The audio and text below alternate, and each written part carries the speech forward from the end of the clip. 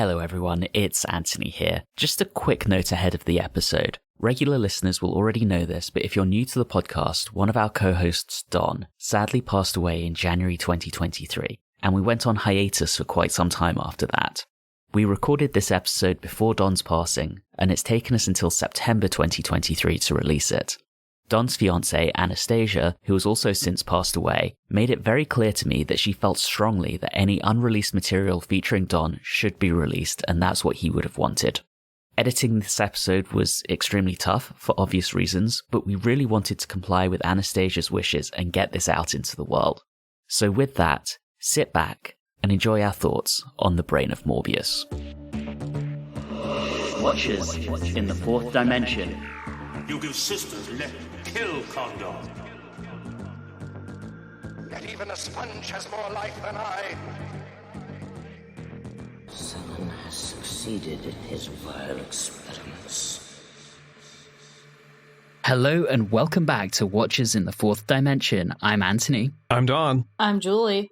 And I'm Reilly, and oh, what a magnificent head. This episode, we're delving deep into the show's lore with the Brain of Morbius. But first, we're going to take a quick look at the mail, and we're actually going to handle this a little bit differently this time, as our episode on Planet of Evil was our 100th regular podcast episode. On our socials, we asked our friends what they thought were some of the best moments of the show so far, and I'm going to handle that before I then hand over to Julie, who will take the rest of the mail. Getting us started, we have some general congratulatory remarks and feedback, starting with our occasional collaborator, Alan Seiler of the Doctor Who A to Z podcast, who says, "Congratulations and well done on a truly excellent show. I'm looking forward to the next 100. Me too, Alan. Next up, Dave Jones says, "Congratulations. Thank you for you guys' insight. Merry Christmas and happy holidays." Well, we're recording this on January 4th, so not too far after. By the time this goes out, that'll be long in the past, but thank you, Dave. Our good friend Adam Wright chimes in with, "I'm just glad that you were my bi-weekly pleasure throughout the pandemic. Glad I met my panel buddy Julie and favourite Brit Anthony before life went crazy." Yay! Nick Rutherford also chimed in with, "Yep, that's what sealed the deal for me too, helping me through the pandemic." Aw, right. You guys. Talking about some favourite moments, Julie seems to get quite a lot of love. It does seem that she's the audience favourite, but keep in mind that all of this feedback came in before her controversial opinions on Pyramids of Mars. Calling me out there. Which are not necessarily shared by the remaining members of the podcast. Correct. Please send hate mail to julie@watches4d.com. No, don't really. That's not a real email address. Don't. Anyway, Astrozon Danglebert Zebulon says, "Julie's summations to the stories are always a highlight." While Alex Kafatzoglu chimes in with a specific example, writing, "Julie singing the intro to the Macroterror is the first thing that comes to mind." Oh. Ben Flay highlights another Julie moment, saying that his favourite moment was the Benton love, before going on to say, "It's just fun listening to people who've never seen classic Who take it all in. It's going to be a while, but I'm looking forward to the 5 Doctors." Thanks, Ben. We'll get there eventually. Guys, I'm starting to blush. Aww. Keith Burton, aka our frequent collaborator Doctor Who on Target over on Instagram, commented, "It's great how we all listen attentively, waiting to discover who Julie's next crush will be. I thought she'd be all in on Harry, but on reflection, the long-standing fan affection for Harry probably has more to do with how we all felt about Ian Marter than his actual character. It's also hilarious listening to Anthony trying to explain UK eccentricities. Yes, you rented VHS cassettes from gas stations." Another Instagram friend, Paul Arthur, aka Doctor Who 60s, 70s, 80s, writes, "Congratulations on the milestone, Watchers. In terms of highlights, I still get a chuckle at your description of the IMC Jeeps from Colony in Space." Yes. Oh, Yes. And then last but not least, Mark Dunstan says, "This is a brilliant podcast. Love the reviews. They are priceless. Love Julie counting women in various stories. Julie's next crush will be Adam Colby, a scientist in Image of the Fendal." So that's season 15. "Here's to another 100. Would Watchers 4D consider having a Blake 7 podcast to run in conjunction with the Doctor Who podcast? It could be called Watchers in the 7th Dimension. Just a thought." Personally, I would love to do a Blake 7 podcast, but I think Don would murder me. But if we do ever produce it as a sisters show, it would definitely be called Watchers in the Terran Federation. obviously shortened to WTF. Oh, dear. And with all of that out of the way, I'm going to hand over to Julie for the rest of the mail. All right, I'll try to be quick. We do have some general feedback from Bill Lamont. Thanks for being the most fun in a strong field of Doctor Who-themed podcasts. I love all of you, but I know Watchers in the Fourth Dimension is going to make me smile and laugh the most, and I really need that. Aww. Love that. Bill. Glad we could cheer you up. All right, we did have one from Terror of the Zygons that came in a little bit later, from Jessica Grimwood. Hello, Watchers. I have been looking for an opportunity to write ever since I met Julie in front of the Tea and Absinthe booth at DragonCon this year. I distinctly remember this. We were both dressed as the 13th Doctor, and my husband, dressed as the 14th Doctor, took a picture, which I would share, but we later lost the camera and haven't been able to recover it. Oh, no. So I may have to hunt you down at DragonCon next year and try again. Please do. We should all be there. Moment of clarification, Julie. I believe it was the 4th Doctor, not the 14th. I said 14th? Yeah. Yes, you did. Oh, okay. Sorry. Fine. We are a bit ahead of you, as we are partway through Colin Baker's tenure, but Tom is my favorite Baker, and I am enjoying getting to revisit him. A particular favorite is Terror of the Zygons, especially as it gives Sarah and Harry a bit more to do than usual. And apologies for accidentally saying 14th. I'm going crazy. We all are. All right, now we have a bunch of Planet of Evil feedback from our friend R.L. Gray. I'm so sorry you had to watch this one. We are too. A wise person once said that the worst thing Doctor Who can do is be boring, and this story does it. It's a bog-standard concept with nothing in particular standing out. My partner, also a Who fan, doesn't even remember it, which points to how non-essential it is. Maybe it will become our new smugglers. Our friend Adam writes, I must agree. This is a skippable story. I do love the jungle setting, but I agree the overall plot feels recycled. Julie seeks stories with women, but I love pointing out episodes with some melanin. In the first 2 episodes, we have Ponty played by Lewis Mahoney, who later plays Old Billy in Blink. Did not make that connection at the time. Then from Kieran James Evans, it's an odd story that's good in parts, but less in others. I sort of don't mind it, but yeah, not a go-to story. 5.5 out of 10. Prentice Hancock's being Prentice Hancock's. Our friend Mark Dunstan, thanks for the episode. This is a good story let down by a few things. Prentice Hancock playing the same character as in Planet of the Daleks. The Captain Pugwash monster at the end of part 1, very predictable, but otherwise good. The jungle was excellent. No Tarzan, though. 5 salad bars out of 10.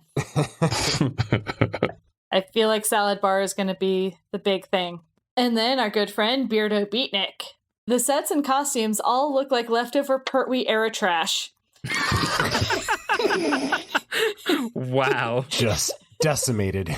The acting and lighting are terrible. 4.5 out of 10 giant shoulder pads. I think leftover Pertwee era trash would have made a great title for one of our episodes. And I do want to clarify, before anyone accuses us of blasphemy, like I actually did get accused of for this story on social media, this is someone writing into us. This is not us saying that. Yes. All right.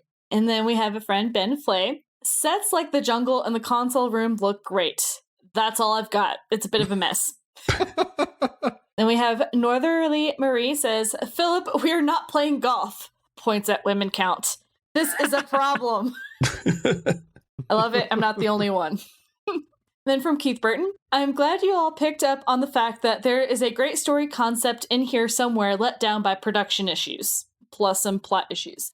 2 years after broadcast, Terrence Dix uses the novelization to fill in some of the baffling backstory. Suddenly you understand why Sorensen is drinking his Pepsi Max and how Salamar rose to the position of power. Dix also leans heavily into the horror element. The book is a scary treat in the way I first experienced the story long before I saw the ho-hum episodes.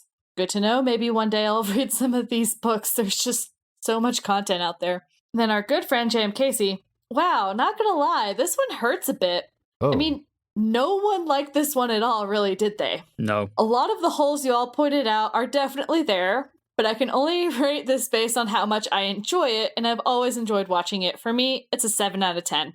But how much of my feeling about it is based on a kind of remembrance of early viewings when I was fairly new to and very excited by science fiction, space settings, and weird planets? Hard to say, but all I know is that Planet of Evil always takes me right back there. Love the atmosphere of it, the weirdness. It's definitely more than a bit creepy, and there are so many red shirt deaths.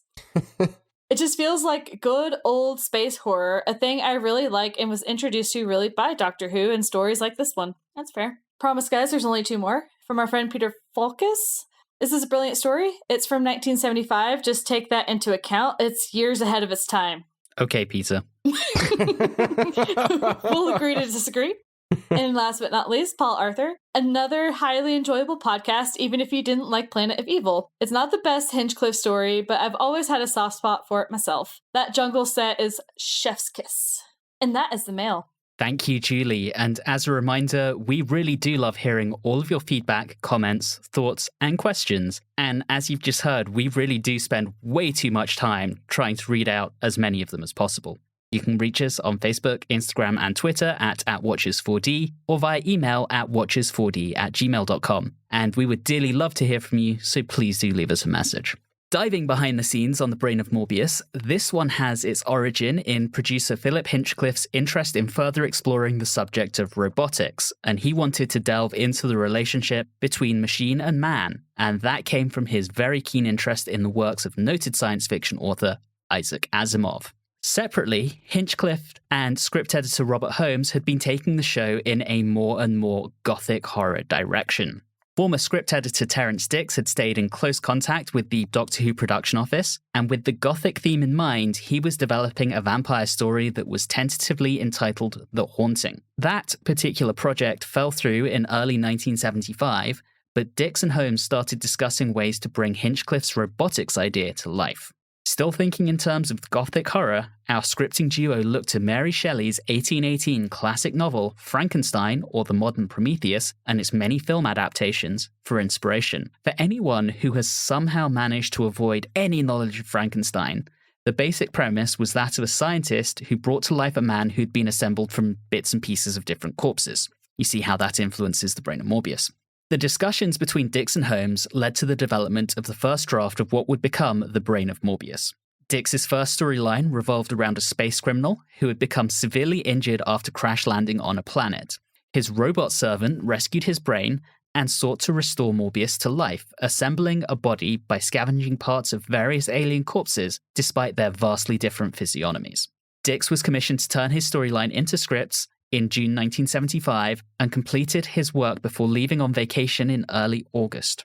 He lifted several elements from his own stage play, Doctor Who and the Seven Keys to Doomsday, including the setting of the planet Karn and the concept of the Doctor fighting a duel, while the claw-like arm of Morbius was inspired by Dix's own creation, the Clawrantulas. Meanwhile, inspiration for the Sisterhood of Karn came from the H. Rider Haggard 1887 novel She, A History of Adventure. A key requirement of the scripts was to keep the budget low. The production team expected The Brain of Morbius to be the penultimate adventure of the season, and that the series finale would be expensive. Dix was asked to ensure that the serial would be entirely studio-bound, and that it would require no sort of special filming whatsoever, and that includes model work. One change that Holmes and Hinchcliffe made after reviewing the scripts was to remove Dix's robot, which they realized would be far too expensive. They were also concerned that Dix had veered far too far away from the desired horror flavor. When Dix returned from vacation, he decided he didn't want to deal with it, and so gave Holmes carte blanche to restructure the scripts. Holmes replaced the robot with a scientist named Solon, and also added a homage to the deformed servant of Frankenstein movies in the shape of Condo. Holmes retained the mental duel between the Doctor and Morbius, but controversially included faces intended to be incarnations of the Doctor that preceded the first televised Doctor, and thus contradicting the show's established lore. This scene would be equally ignored and explained in various spin-off media, and would finally be explored deeper on television in 2020's The Timeless Children. We'll get back to that on the podcast in about, a decade. 10 years' time. Yeah. For the mental duel, Hinchcliffe had wanted to use photographs of famous actors for the Doctor's earlier incarnations. Unable to find suitable candidates, crew members for both this serial and the next one, The Seeds of Doom, were dressed in period clothing and photographed. These included Hinchcliffe, Holmes, Directors Christopher Barry and Douglas Camfield, writer Robert Banks Stewart, production unit manager George Galaccio, and production assistants Chris Baker and Graham Harper. Yeah, let's just move on. Yeah. Upon receiving Holmes's version of the scripts, Dix was unhappy with the amount of revision that Holmes had performed. While he understood why the changes were made, he felt that the removal of the robot fundamentally changed the character of his serial and undermined the central themes that he had put in place. Dix met with Holmes and Hinchcliffe to discuss the situation, and it was suggested that the serial might be credited to either Holmes or to the Stephen Harris pseudonym applied to Pyramids of Mars. Ultimately, Dix asked Holmes to credit the serial to some bland pseudonym, and Holmes duly used the name Robin Bland, much to Dix's amusement. Assigned as director, we have the return of Christopher Barry, an absolute gladiator of the show. This was his 9th directorial outing, having been directing since season 2. And when it came to casting, he was inspired by the horror trappings of the serial and considered both Vincent Price and Peter Cushing for the role of Solon. But that costs too much money, right? Probably. I mean, so they just gave the role to Mr. Welsh Teeth himself, Philip Maddock. Joining Christopher Barry behind the scenes, our key people are all returning faces. Janet Radenkovich continues her run on the show as production unit manager. Dudley Simpson makes his 40th contribution to the show as composer. L. Roland Warne makes his 3rd of 4 contributions to the show as costumer, having previously worked on Death to the Daleks and Planet of the Spiders in season 11. And last but not least, the absolutely legendary Barry Newbury returns to the show for the 11th time as designer, having worked on 9 stories in the black and white era, and the last time that we saw him was way back in season 7 when he worked on Doctor Who and the Silurians. After a 2-week break in the season over Christmas and New Year, The Brain of Morbius was broadcast between the 3rd and 24th of January 1976. Parts 1 and 4 were both delayed from their usual time slot by 10 minutes, once again due to Grandstand's coverage of the FA Cup draw. As a final behind-the-scenes note, this serial once again drew the ire of Mary Whitehouse, president of the National Viewers and Listeners Association, who once again condemned the show for being too horrific. She wrote to the BBC chairman, Sir Michael Swan, and demanded that the show be rescheduled to much later at night. With this latest intervention, the British press were beginning to take notice of her shenanigans. But more to come on that with future serials. Each time you bring her up, I think of Ned Flanders' wife. Somebody think of the children. You're not far off. And spoilers, she eventually gets Hinchcliffe fired. So, yeah. That wraps up our behind-the-scenes segment, and so we move on to the short summary, which is with Reilly this episode. Over to you, Reilly. Thank you. This time, the short summary will be done in the style of Over at the Frankenstein Place from the Rocky Horror Picture Show, and I'm sure our listeners don't want to hear me sing, so I've asked Julie to assist me. So, Julie, whenever you care to, take it away. In the wrecks and darkness of the planet Karn, burning far, there's a sacred blaze. Wakanda kills and obeys. There's a flame Over near Solon's place. There's a flame Burning at the sisters' fireplace. There's a flame for the doctor and our blind Sarah Jane. Okay, now Kondo's part. Darkness down must go on Solon, hope and dreaming. Slow, Morbius slow, make hand and arm come streaming into life, into life. And that's a short summary. That was amazing. Thank you, guys. All right. Let's talk about this one. That was amazing, guys. You're welcome. Love to do it. Let's start by talking about the reuse of the mutt costume from the mutants. That was a throwback. Well, it looked good in the shot, and they've got it stored somewhere. Why not? Yeah, just not exactly what you expect. It was one of those things where I wasn't entirely sure if that was a reuse, and I was like, yep, nope, that is. Yeah, when the Doctor shows up and calls it a mutt, you know it's a reuse. I would do it. Not many stories begin with a decapitation, but the ones that do are usually pretty good. Not enough stories begin with We will be starting the next episode of Watchers with a decapitation. Probably mine when the other three rise up against their tyrant. We need to get it out of this basement somehow. Damn right. I love this opening. I think it's amazing. And not only the decapitation, obviously that's fun, but Solon's whole thing when he's like stroking the insect's head. Oh my god, that was amazing. I love him so much. Oh, yeah. He's just the right level of bonkers to really, really work. Charmingly bonkers. Yes. Yeah, that's a good description, Don. I'll go with that.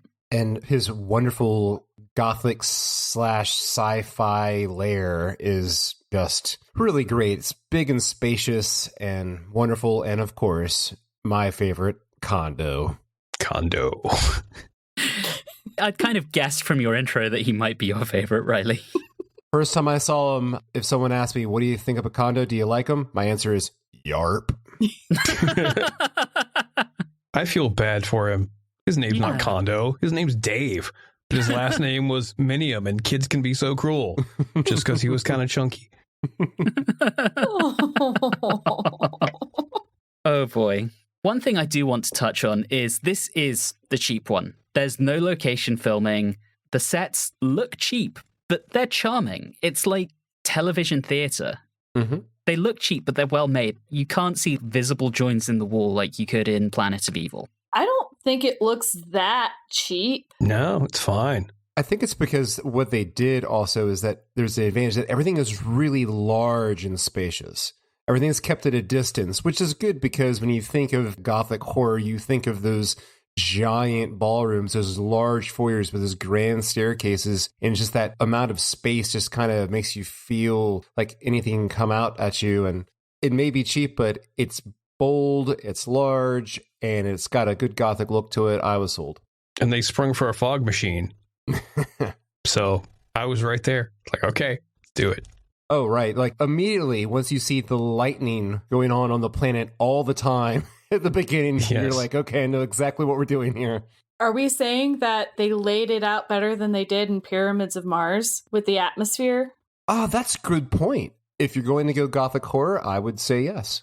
Yeah, because it's not all brightly lit and shot during the day. Yeah. I also really like not talking about the actual design of stuff. I like the fact that at the beginning of the serial, the doctor just says no. He's just this petulant child, like, nope, I'm not doing anything. I'm not going anywhere. And then Sarah just makes fun of him for it. And it's awesome. It's a little bit of a break from what the Time Lords normally do as well, because the last time we've seen them give a mission to the Doctor, we normally have someone appear and tell them, we're sending you on a mission. Instead, it's we're just going to land you here and good luck.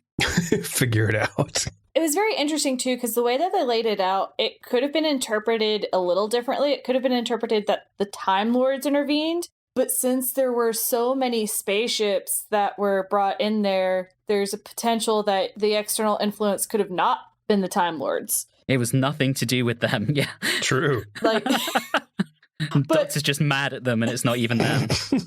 There's a small part of me that really wished that had been the case because that would have been hilarious. But that's not what happened. That's okay. No, we all know they're assholes. Hey, because they're assholes. Okay, sorry. What is up with the Doctor's umbrella? It seems comedically It didn't extend. It was inefficient. broken. Yeah, it's just, why even bother putting it up? Yep. That's okay. Can we start talking about the Sisterhood of Karn? Sure Yes. thing. Sure. Because I love the Sisterhood of Karn. I love them. I love their design.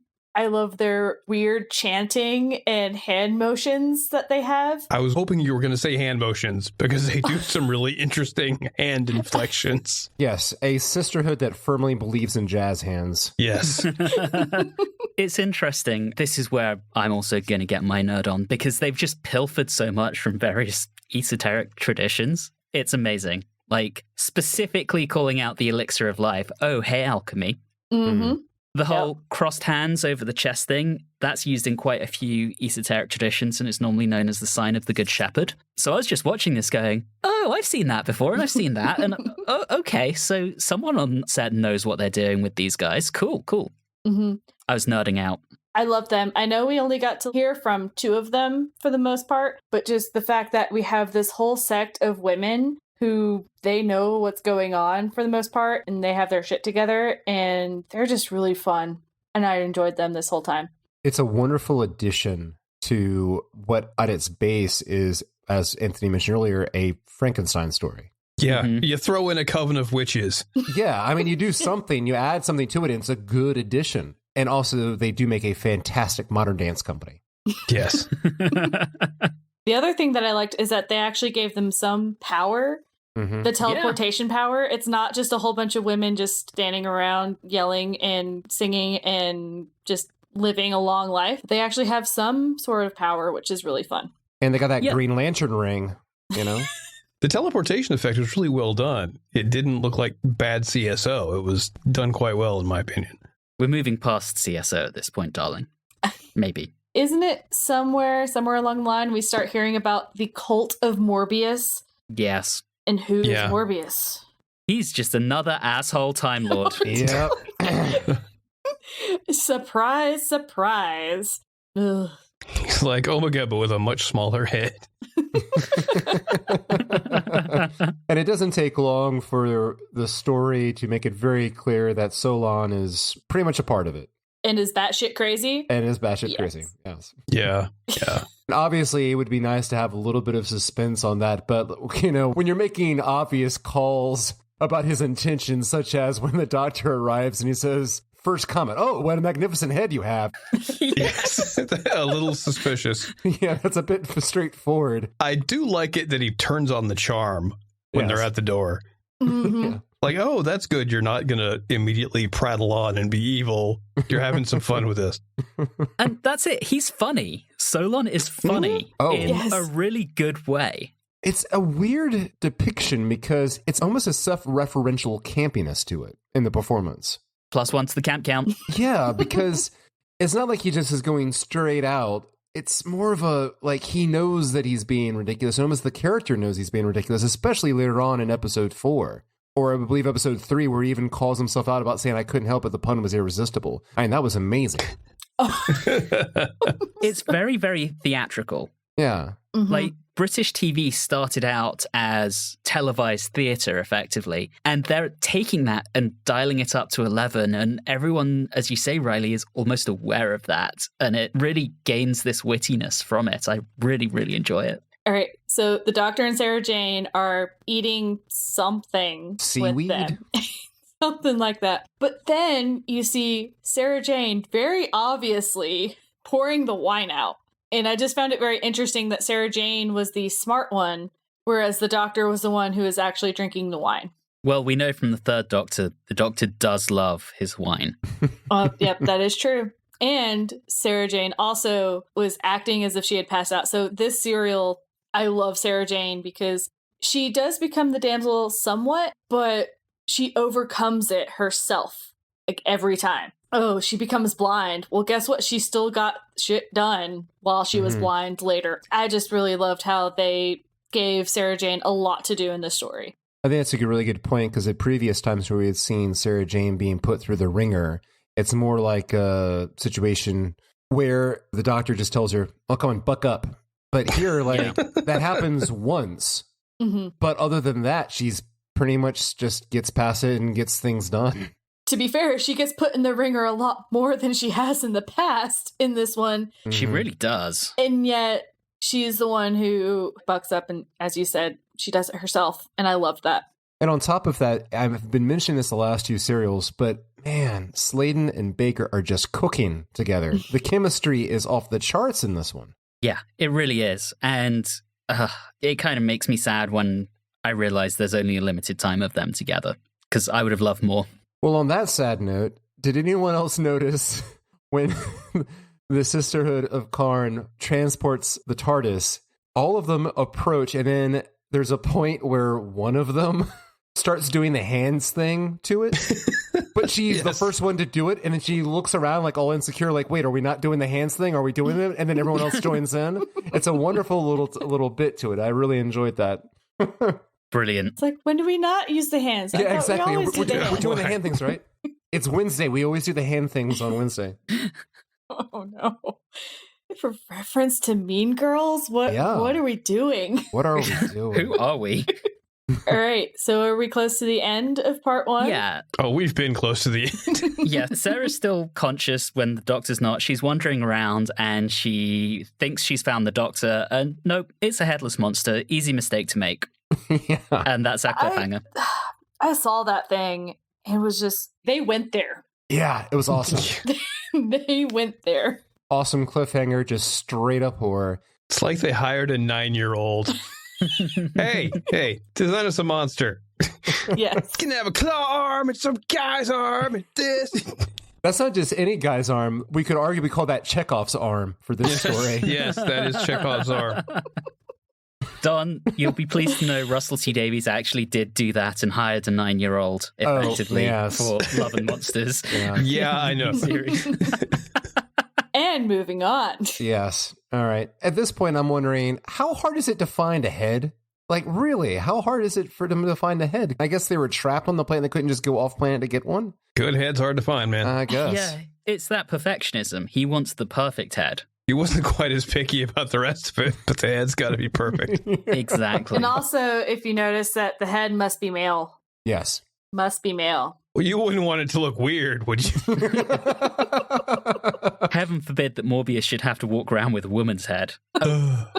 Did you hear the little comment about the woman's brain is too small for Morbius's intellect? Yeah. Yes. Yeah. Mm-hmm. Yep. Hence why I was like, and it had to be a man. Because Solon and probably Morbius, both of them are probably just, they hate women. Or Solon just hates everybody. I was not sure exactly where I was going with that, but I think he does. Not sure about Solon. Definitely think Morbius hates everyone. Oh, well, yes. Oh, it's kind of like at this point where we keep going back and forth with like the Sisterhood and all this others. I really enjoyed the person who played, was it Marin? Yeah. I loved her. She was amazing. Honestly, I thought both her and Ohika were excellent. Yeah, she got a little bit more to play with. So that's why I noticed Marin a little bit more. That was Cynthia Grenville as Marin and Jilly Brown as Ohika. But yeah, I really enjoyed both of them. We should just discuss the Sisterhood and their animosity towards the Time Lords, which, based on our previous experience of other Time Lords on the show so far, is understandable. Yes. Yeah, and it's interesting because we're kind of getting some little tidbits of Time Lords effectively before they were Time Lords. So they used to need the elixir of life to help them regenerate. Now they can do it on their own, so they don't need the Sisterhood to help them anymore. But because of this, the Sisterhood don't trust them anymore. And I feel like we're getting a bit more about the Time Lords explicitly being kind of assholes than the unspoken assholery that we used to get. It makes me very happy that this is the direction they wanted to go in. It's not just, oh, the Doctor's a Time Lord and he's kind of off on his own. It's like, he's off on his own partially because the Time Lords are dicks. Always have been, always will be.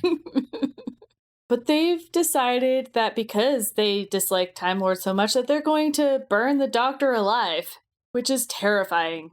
All in a day's work.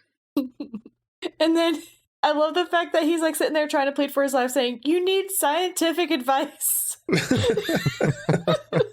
was so good. I love that. Imagine if it had to do that with Unit in Spearhead from Space. I'm trying to picture the Brigadier trying to burn the Doctor. Maybe if he'd landed in the Inferno universe. Yeah. Except the Brigadier would just use explosives. Yes. Tying C4 all around him. Execution by dynamite. Here, hold this one in your teeth. It'll be fun. So Sarah is the one who gets him out. So she disguises herself as a sister. So way to go, Sarah. That is some impressive initiative. Cuts his knots. And then when Marin closes her eyes, the Doctor just slips away. But we skipped over what I think is one of the best scenes in the entire serial is Solon and Condo going in there and Solon trying to bargain with the Sisterhood. And the two best parts are, this is also where he just starts bargaining like, well, just give me the head. Like, just come on, just the head. Just give me the head. It'll be fine. Just leave it to the side. And then when he offers Condo to them in place, and that was really great because when we get back and Condo on the long walk back pieces it all together, where Solon has what I like to call his "come on, Kondo, it's just a prank, bro" moment. That was brilliant. Oh, I loved that scene. Not I was trying to trick them. I was like, no, it's just a prank. How is that a prank? Haha, got you burned at the stake. It's like the friend who just relentlessly insults you and just goes, I'm just joking. No, you're not. You're a dick.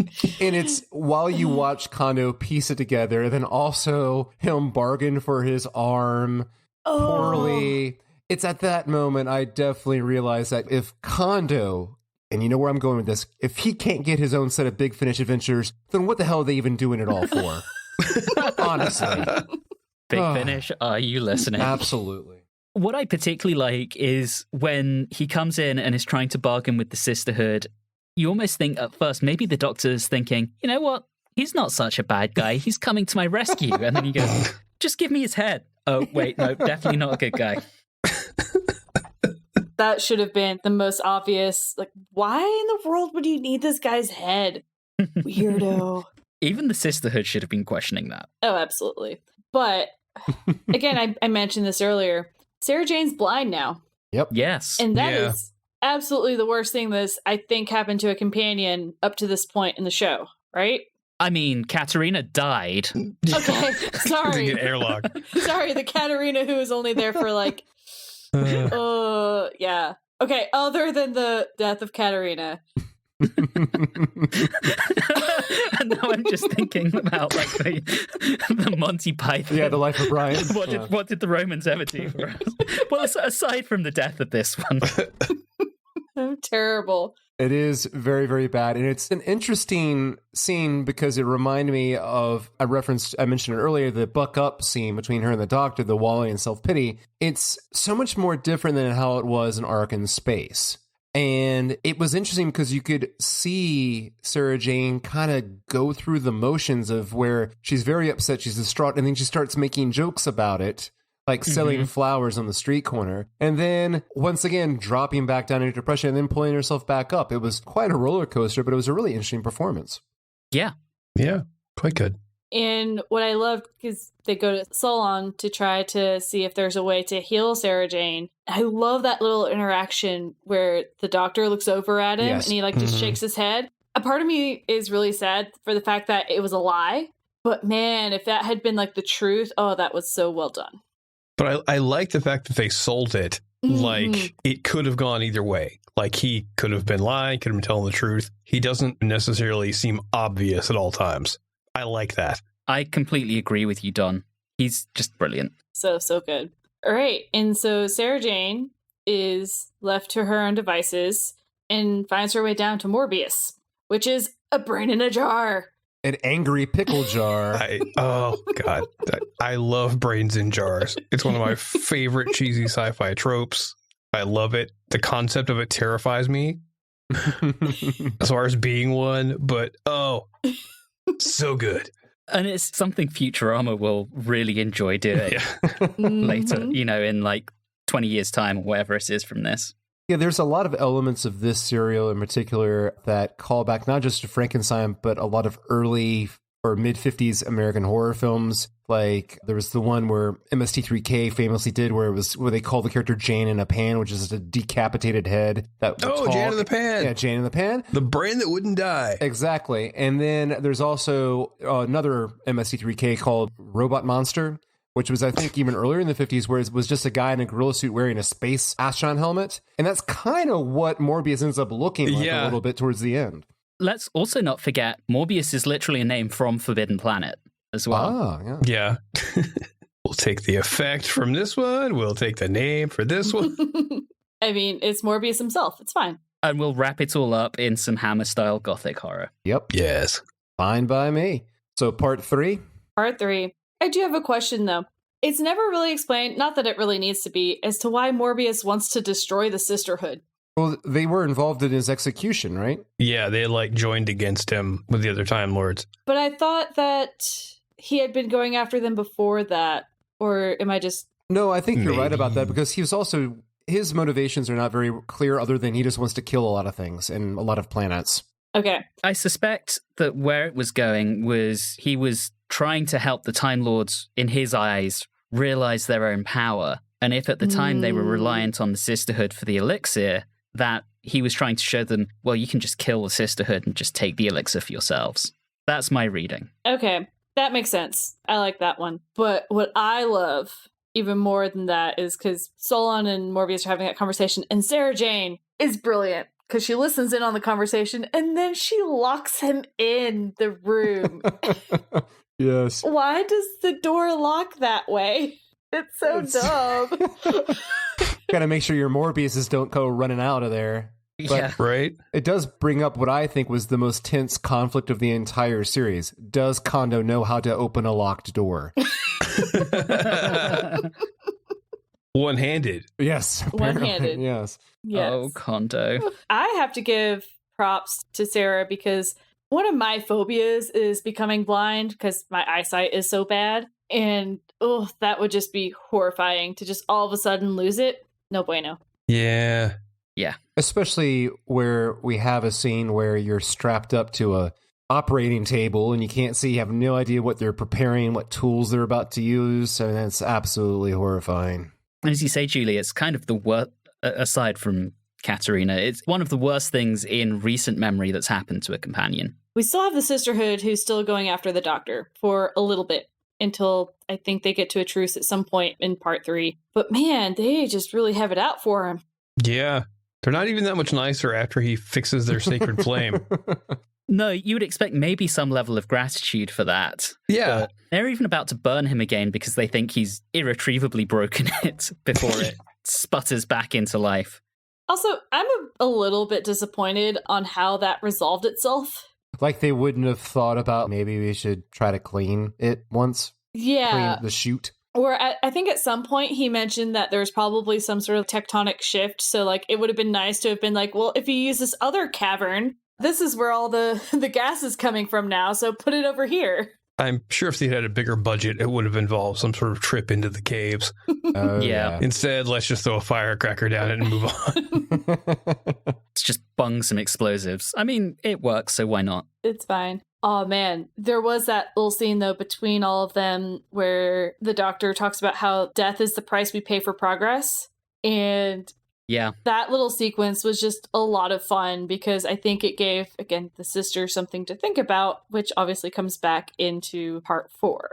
It's also a commentary on society. Some people want to live forever. It gives the audience something to think about as well, which I really appreciate and enjoy. I like when Doctor Who makes me think.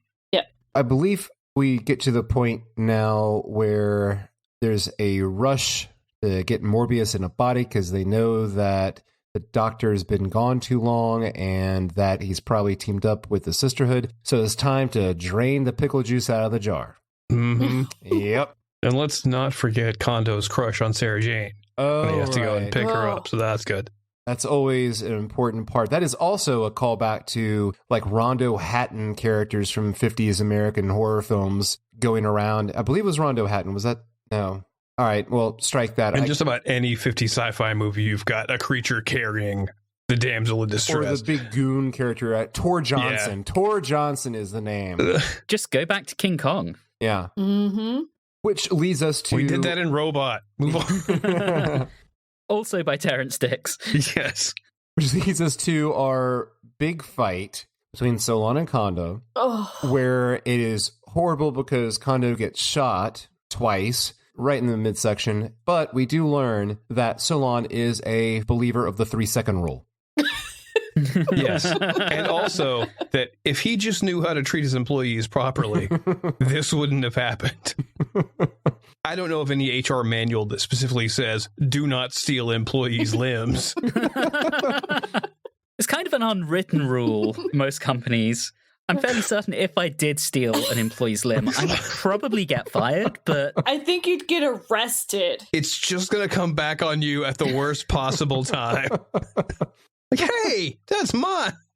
Julie, I think the arrest would depend on whether the limb was still attached or not at the time of the theft.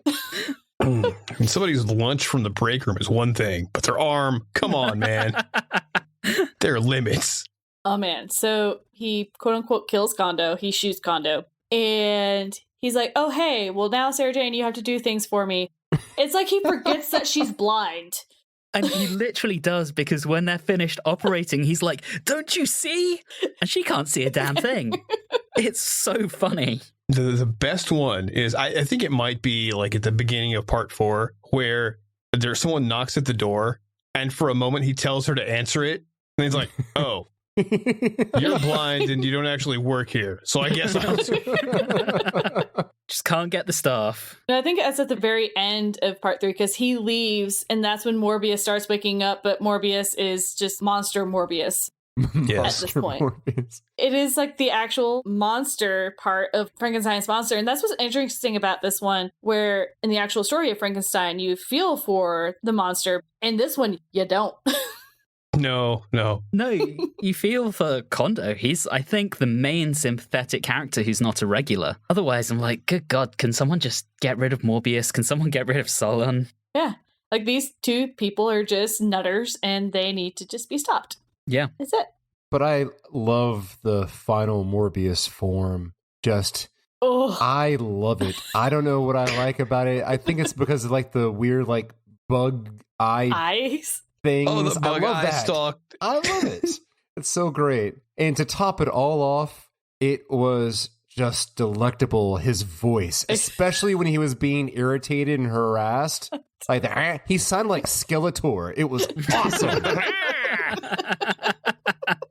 Brilliant. That combined with the voice, I love Morbius so much. Yeah, he wouldn't have been effective if Solon had actually found him a human head with vocal cords that he could speak through.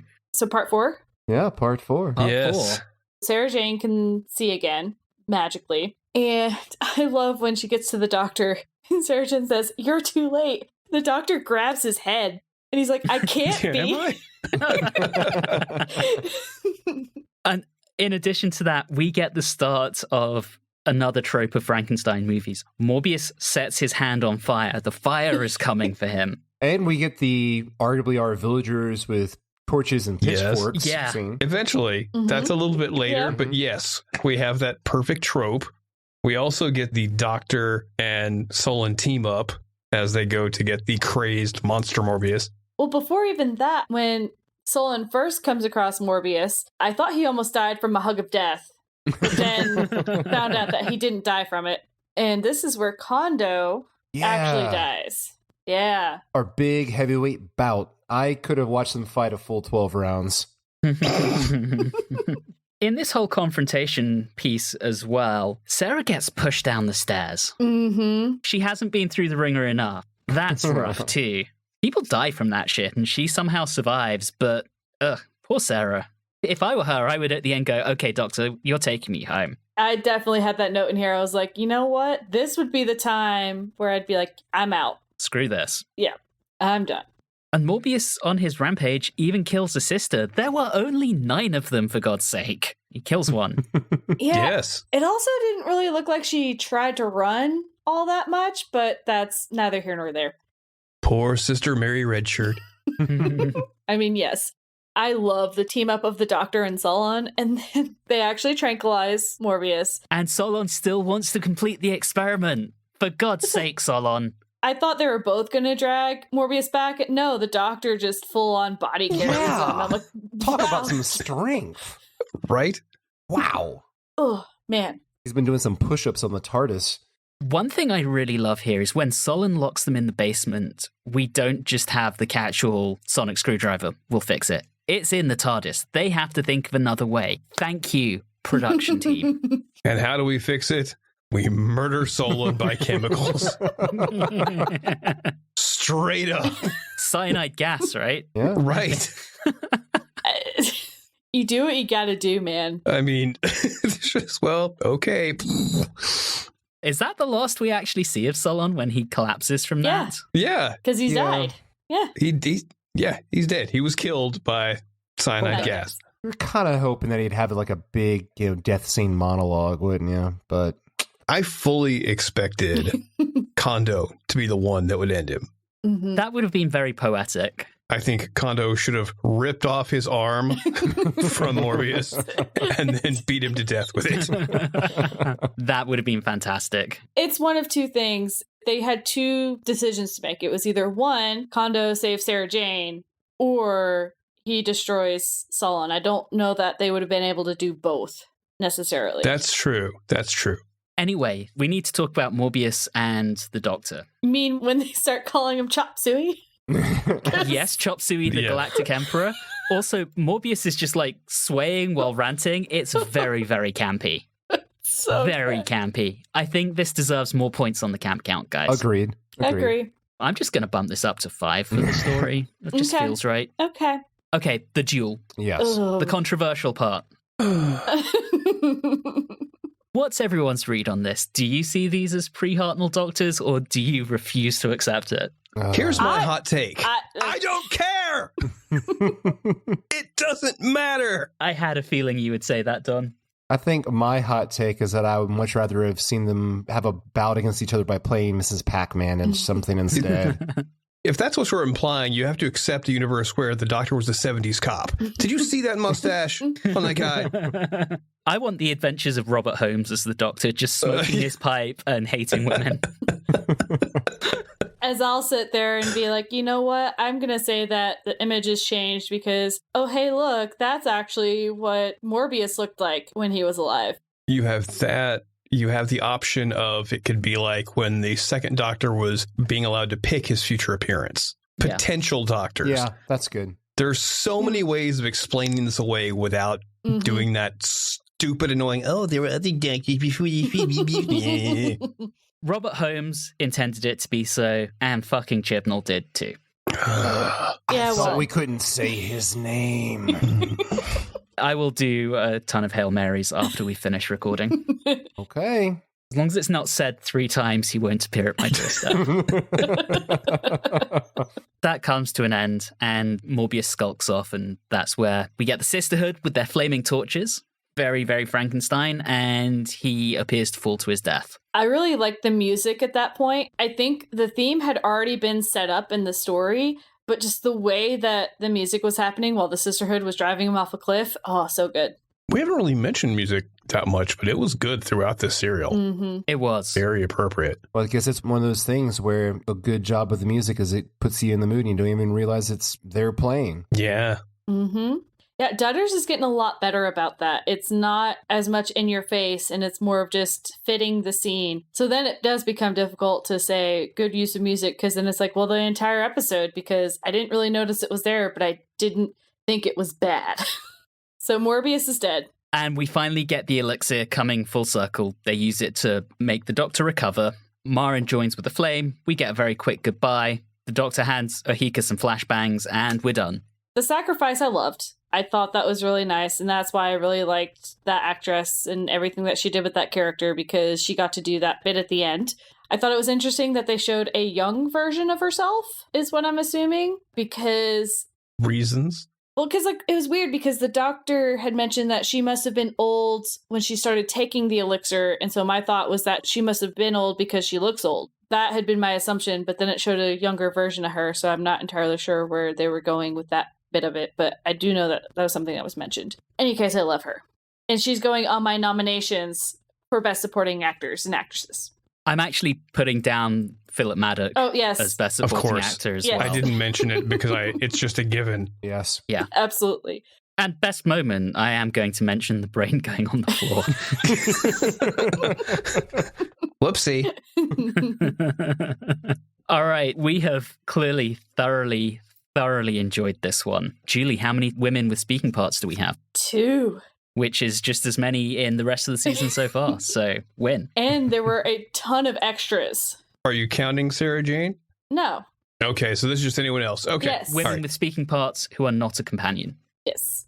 All right, let's go ahead and score this one. Don, as I mentioned last episode, you get to go first this time. Oh, this will be easy. I really love this. It sets a great atmosphere, a great mood. The sets may be cheap, but they work.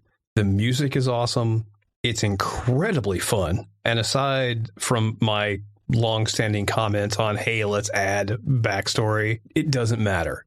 It's a perfect, fun little horror story, and I have no choice but to give it 10 out of 10 brains on the floor.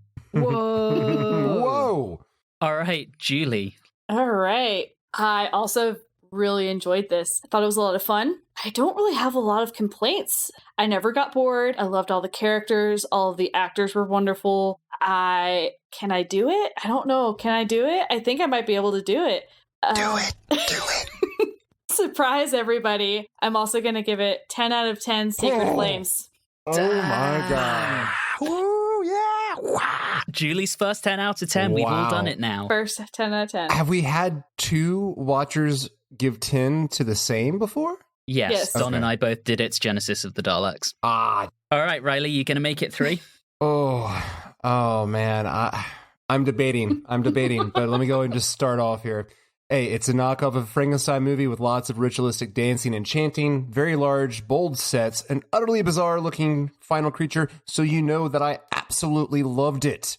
The pace moves quickly, the performances by Baker and Sladen are absolutely top class, the additions on top of our Frankenstein story are actually really good additions to it. I don't know if I could rate this a 10 because it is just too derivative, but it was so much fun. Oh, I was tempted. I was really, really tempted. Don't wuss out. Give it a damn 10. No, I can't. I'm sorry. I will give it 9.5 Mighty Morbius Decapitation Rangers out of 10. Awesome. And I'm kind of finding myself in an interesting place on this one because this is not one I really thought about. Oh. As this was not one I really saw in childhood. It was one I got very, very late in my Doctor Who journey. And I always it was kind of there. And yet watching it this time, I don't think I'd picked up before on just how fun this was. It's an absolute romp. The characters are wonderful. The Sisterhood, I mean, you heard me earlier, I was nerding out over all the esoteric bullshit. And Philip Maddox, fantastic. Morbius is wonderful. The music's good. The direction's good. The sets are cheap, but they do the job. It comes across as theatre on TV, which makes it actually effective. This one's really, really enjoyable. And while I can't quite give it a 10, it's not quite a 10 out of 10 for me. It is a 9.5. Oh. And I am going to say 9.5 death by cyanide gas at the hands of the Doctor out of 10. Oh, man. Which means the average for this one is 9.75. Which means, based on our totally arbitrary scores, it is the new best story to date. It is the best story of Doctor Who ever, apparently. So we can shut down the podcast. It's done. We figured it out. That's not how it works, and you know it. Yeah, we still have to get to a perfect 10. We might do it. We probably won't, but who knows? I don't know if we can get much closer. We'll see. We'll see. But yeah, this one was good, guys. We all rated it absurdly highly. So listeners, if you haven't watched this one, go and do it now, right now.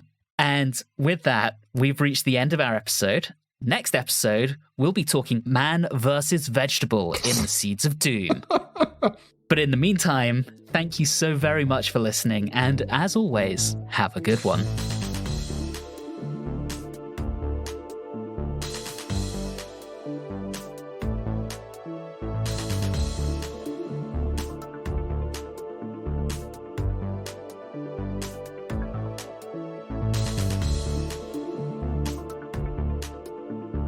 You have been listening to Watchers in the Fourth Dimension with Don Smith, Reilly Schreck, Julie Philippek, and myself, Anthony Williams. This episode, Do Not Steal Employees' Limbs, was recorded on Wednesday the 4th of January 2023. If this is your first time listening into the show, all of our previous episodes are available wherever you like to get your podcasts. You can interact with us on Facebook, Instagram, and Twitter at @Watchers4D, and you can also email us at watchers4d@gmail.com. If you're enjoying the show, please do subscribe and consider leaving us a review or rating on your favorite podcasting app. All of those things really do help the show. And always remember, much as we've mocked bad bosses in the past, sometimes they can be quite fun.